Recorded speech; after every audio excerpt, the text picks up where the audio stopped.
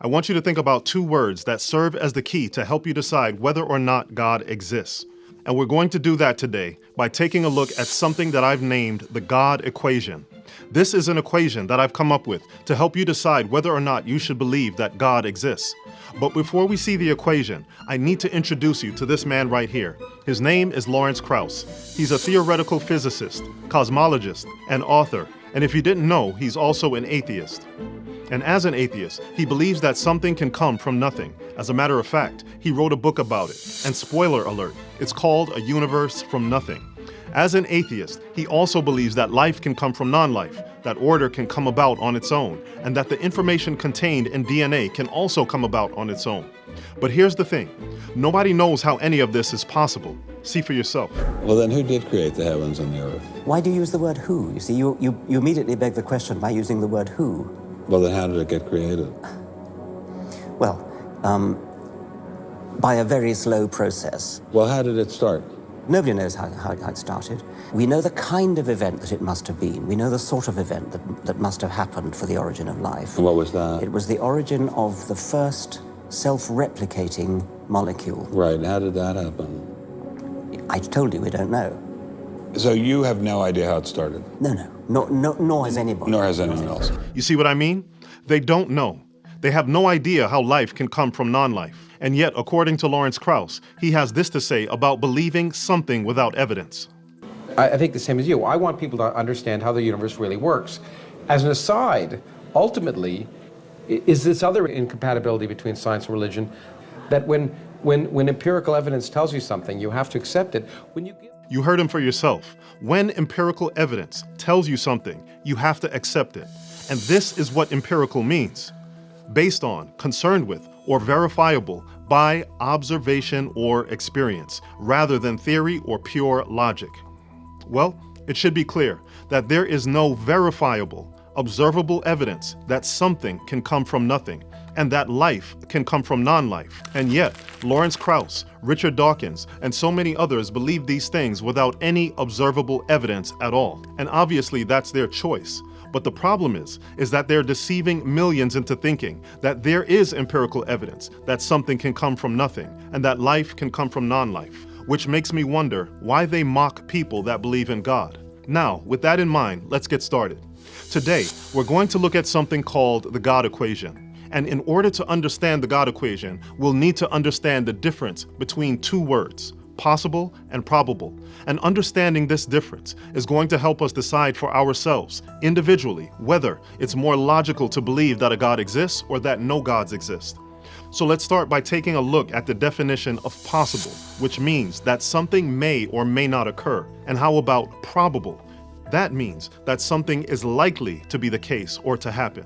And this is what it's really about. What is most probable? In the previous episode, we looked at the story of Cinnamon Nicole that spent her life savings on lottery tickets, trying to win the $1.5 billion lottery prize. And we learned that this is the process that we should use when making a decision. We should look at the value of the prize, the probability that we are going to gain the prize, the cost of the prize, and the risk involved in trying to obtain the prize. When it comes to a God, for Muslims, the prize is Jannah. For Christians, the prize is heaven. For the Asgardians from the Marvel Comics, the prize is Valhalla. And the list goes on and on for hundreds and thousands of gods that are out there. But the fact of the matter is that all of them promise a paradise of peace, tranquility, and eternal life. Now, why is this important? Because that's the prize that's being offered. And not everyone sees this as a prize. And I want to show you an example of why that is. Let's go back to Lawrence Krauss. As I already said, he's an astrophysicist, best-selling author, and most importantly, for the purposes of our conversation, he's an atheist. A few years ago, he had a conversation with the Christian Ray Comfort, and as they were talking, this happened. 54 million people will die in the next 12 months, 54 million worldwide. I found everlasting life, I'm totally convinced of that, and I just want to share it with other people, and all I want them to do is listen. Okay. Well, I mean, again, I should say the other thing is everlasting life to me just seems like the worst torture. It may be to you, but not to me, because Yeah, it's a yeah. new Because world you have to be coming. with, can you imagine an eternity where you'd have to talk to me? I would love that. Yeah. I'd be honoured. Okay, well. What you saw there was Ray Comfort telling Krauss that he wants him to go to heaven and live forever. And he basically asked him if he was interested in the prospect of living forever. And Lawrence Krauss emphatically said, Everlasting life to me just seems like the worst torture. generally speaking, people that have a comfortable life are more prone to be atheists. Because, after all, if there's food on the table, the thought is, who needs God? At least that thought is according to this article from Gallup entitled, Religiosity is Highest in the World's Poorest Nations. Now, this doesn't apply to everyone, but generally speaking, the number of atheists is higher in richer countries, because in richer nations, people are feeling more and more that God is not needed. It's about living life here and now, with no care for the prospect of eternity.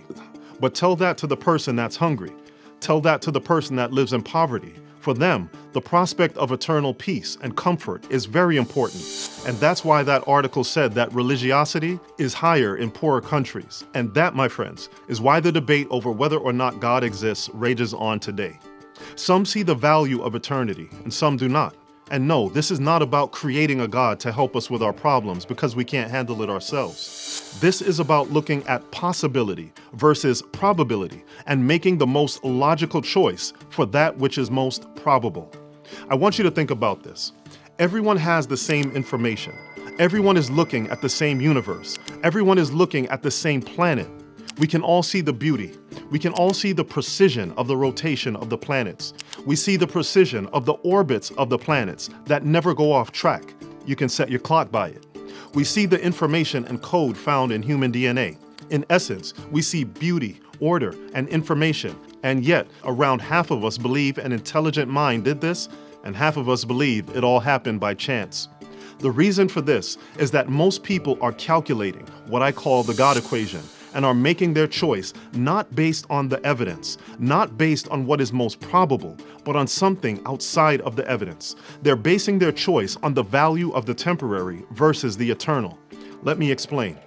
This is a comment from a video that we recently posted, and I think it perfectly explains the thought process of most people that don't believe that there is an intelligent being that designed and created the beauty, order, and information throughout the universe. This person says, imagine for a moment that you had infinite time. In infinite space and time, eventually life would appear. Is life rare? Yes. But given enough time, the improbability becomes inevitability. And that right there is where I personally have a problem. Contrary to popular belief, I'm actually willing to listen to these proposals for what brought the universe into existence. And this comment is one of those opinions. This idea is basically saying that given enough time, anything, and don't miss the word there, is possible and will eventually happen. However, that's not the point. That's not the real issue. The question is not what is most possible. The question is what is most probable. What is the most probable decision that you should make? For example, if you had to get rich and you had to choose between one of two investment opportunities, the first is to take your money and invest it in someone that was buying lottery tickets. Or number two, you could invest in a new company that was being started by Elon Musk, who has an established track record of making money. Which would be the most reasonable choice? It's possible that you can get rich by investing in someone that plays the lottery, even though they have a 1 in 292 million chance of winning. It's plausible that it might happen, but it's not probable. It is more probable that you will get rich investing in a new company being started by Elon Musk. And if we're being intellectually honest, then I think we can all agree that this would be the more reasonable and logical choice. In my experience, what I shared in the last episode of this series is scientific fact. I have never observed something come from nothing. I have never observed life come from non-life. I have never observed order and design come about on its own.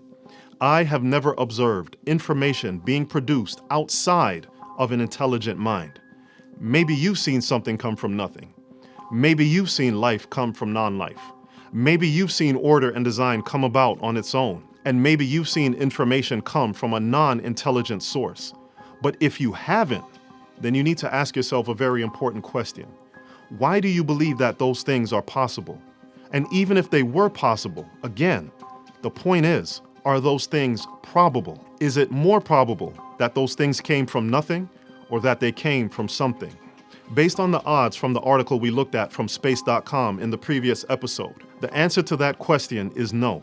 And by the way, if you haven't seen them, please check out the other videos in this series before moving forward. If we observe things popping into existence on their own, if we observed life coming from non-life, if we observed order and design coming about on its own, then I could say that it was probable that a universe can come from nothing. Then I could say that it's probable that life comes from non-life. But we don't see those things happening. As a matter of fact, we see the exact opposite. So the only logical conclusion that I can come to, based on what I've observed, is that there is a designer, and that there is a being that has inherent life, because it's more probable that life comes from life, and that order always comes from an intelligent mind, than it coming from nothing. I have spent years scouring the internet and reading books, trying to see if there was an article, a book, a study, something that shows that life can come from non-life, and that something can come from nothing. And I don't know about you, but I found nothing. And clearly, the leading atheist thought leaders haven't found it either. Now, if you found something, please share it in the comments section below, and I'll be more than happy to take a look at it. All I have found is that 1 trillion times out of 1 trillion, life comes from life, and order and design come from an intelligent mind.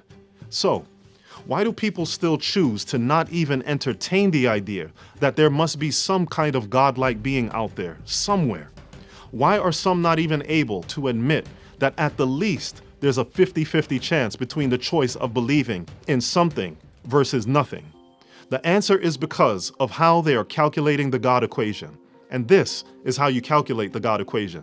You start by deciding if you're intrigued or interested in the idea of eternal life. Then you simply look at the numbers and decide what is more probable, that life always comes from life, or if it's more probable that life can come from non-life. And this is what I did when I was making my choice about the existence of God. Unlike Lawrence Krauss, I'm interested in the prospect of eternal life.